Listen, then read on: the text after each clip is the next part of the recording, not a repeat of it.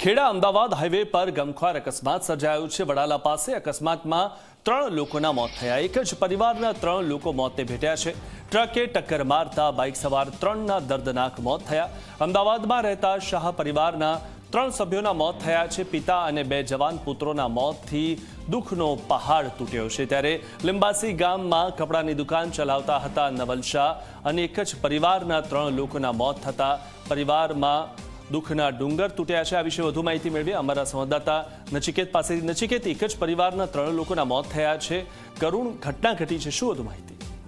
ચોક્કસથી મિથુન, જો વાત કરવામાં આવે તો જે રીતે આ જે પરિવાર છે તે પરિવારના પિતા અને 2 પુત્રો જે ખેડા જિલ્લાની જે લીંબાસી માતા તાલુકામાં આવેલી છે લીંબાસી ગામમાં પોતાની કપડાની દુકાન ધરાવે છે અને વર્ષોથી અમદાવાદ સ્થાયી થયા છે। મૂળ તે આણંદ જિલ્લાના તારાપુરના રહેવાસી છે અને આજે બપોરે તે અમદાવાદ પરત ફરી રહ્યા હતા ત્યારે જે વડાલા જે ખેડા વડાલા પાસે જે કટઆઉટ છે ત્યાં કટઆઉટથી જ્યારે ટર્ન લેતા હતા બાઇકનું ત્યારે અચાનક ફૂલ સ્પીડે આઈસર ચાલક આવી અને આઈસરની ટક્કર વાગતા આ જે પિતા અને બંને પુત્રો છે તે લોકોના મોત થયા છે।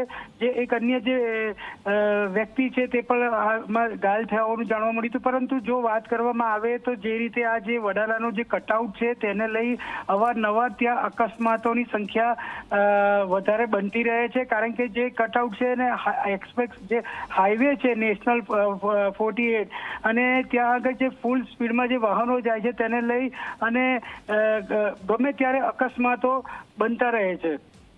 જી, આભાર નચિકેત માહિતી આપવા માટે।